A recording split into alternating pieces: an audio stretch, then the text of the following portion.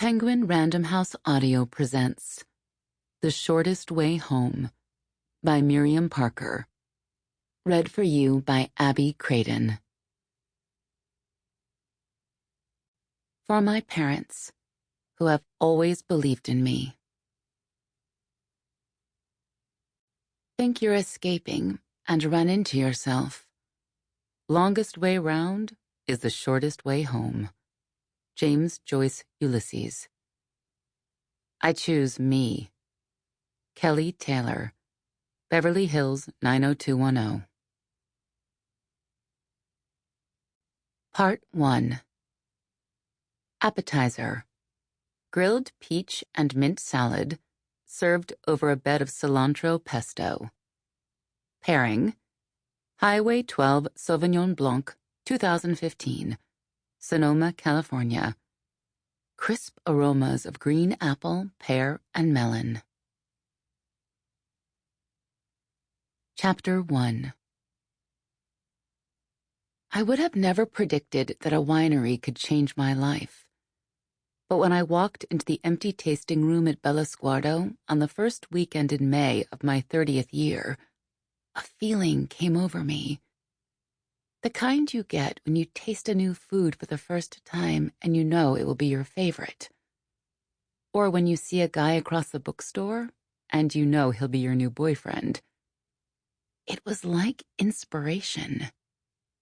Never before had an empty room made me feel like I belonged in it. But this room had that quality.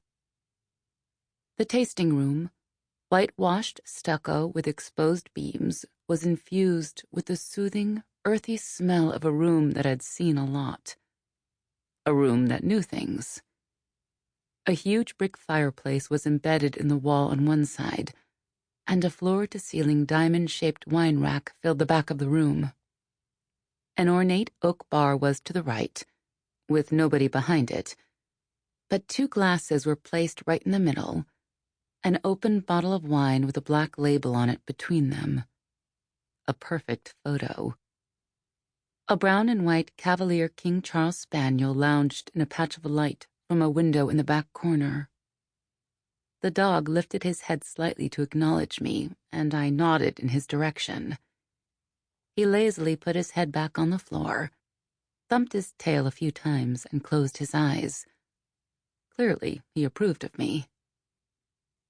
My boyfriend Ethan and I had spent the day driving up from San Francisco to Sonoma, taking more than 3 hours to do a 1-hour drive.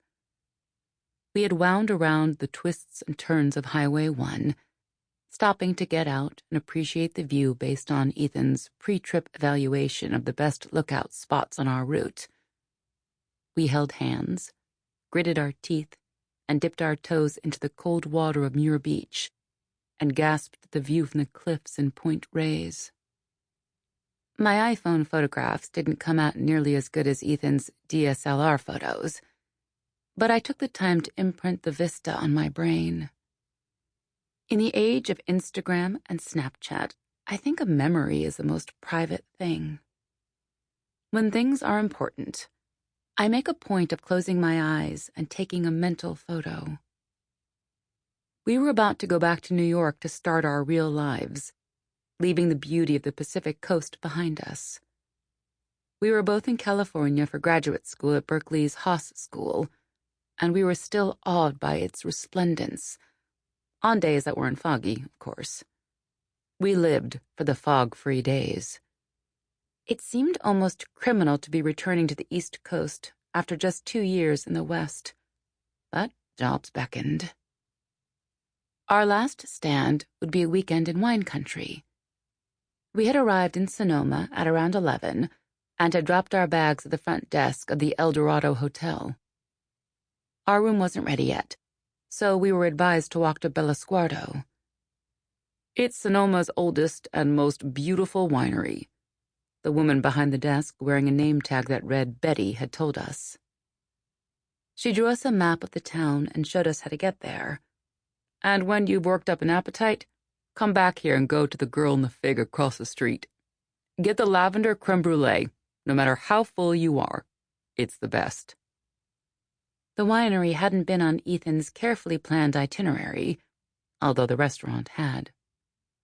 He preferred to plan trips down to the hour, with attractions, restaurants, and hotels that he carefully selected based on an amalgam of travel websites and message boards he visited. But since we had arrived an hour early, his itinerary hadn't kicked in yet. "It sounds amazing," I said. Ethan silently acquiesced to the change in plan, although I could tell that he was irritated. But he smiled and took my hand, and we walked together, following the hand-drawn map rather than the blue dot on our iPhones. "I feel so lucky to be here with you," he said. I felt lucky to be with him. Or at the very least, I felt lucky to be with anyone after many years as a single woman in New York City. Plus, it felt good to be away from the pressure cooker of the past few months of school. The competition for jobs had been fierce, and many of my friendships had frayed, especially with my best friend, Tyra. We'd both interned at Goldman the summer before, and I had beat her out for the job in global investment research in New York. It was a perfect job for me because it was focused more on research and writing than on straight data analysis. Math hadn't always been my strong suit, although I had made it through accounting and macroeconomics relatively unscathed. Tyra had been offered the same job in Singapore, which she had grudgingly accepted. But I knew she still didn't think it was fair. "I'm worried about graduation, packing, moving back. I'm gonna miss California, and I still feel bad about Tyra." 2 days off, away from all of that garbage," he said. "You'll be fine. You have plenty of time to pack, and if you don't, you'll just hire someone to do it. You're going to be rich soon." "I don't know," I said, unconvinced. I loved Ethan, but he and I were pretty different. His pragmatic side both attracted and irritated me. Since I didn't think everything through as much as he did, we often butted horns. I wanted to do things right away.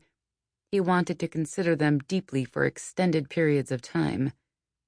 He made me feel like my neuroticness was a mindset I could stop indulging in, rather than a character trait. Take our respective travel styles. He was a planner. I like to ask the locals what to do. We strolled through beautiful downtown Sonoma, past brightly painted bungalows and lush trees.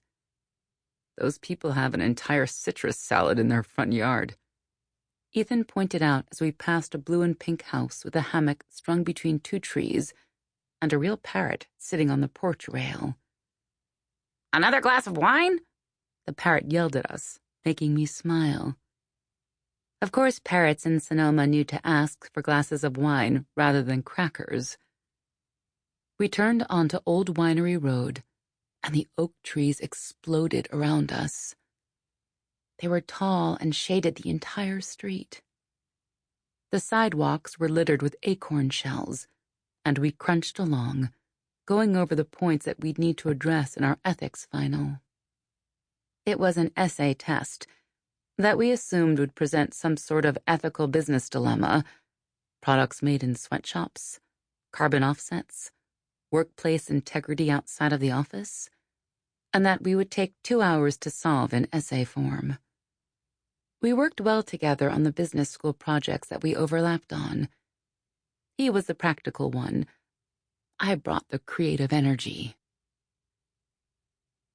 We crossed a little bridge over a delightful stream and walked into the parking lot of Bellasguardo, a large stone building embedded into the side of a hill. It was covered in ivy, and a wooden door peeked out, inviting me inside. I left Ethan in the parking lot examining the cornerstone and the foundation. He was a recovering civil engineer and still felt obligated to evaluate the structural integrity of old buildings as he encountered them. I pulled open the huge wooden door to enter the tasting room. I couldn't help but notice that next to the door was a small "For Rent by Owner" sign, but I almost forgot about it after I entered the tasting room. the whitewashed walls. Sample complete. Ready to continue?